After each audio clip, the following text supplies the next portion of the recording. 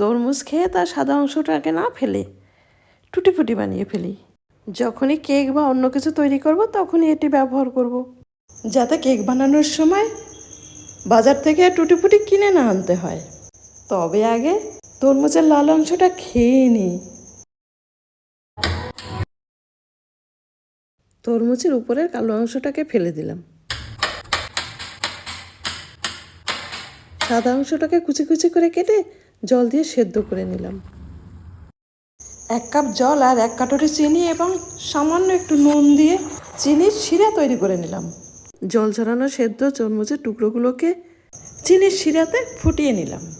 আজ আমার 3 রকম কালার দরকার, তাই আমি 3টে কাটুরিতে ঢেলে নিলাম। তার মধ্যে ফুড কালার দিয়ে ওভারনাইট রেখে রোদে দিয়ে রেখেছিলাম, শুকিয়ে গেছে। এগুলোকে কাচের শিশিতে ভরে রাখবো।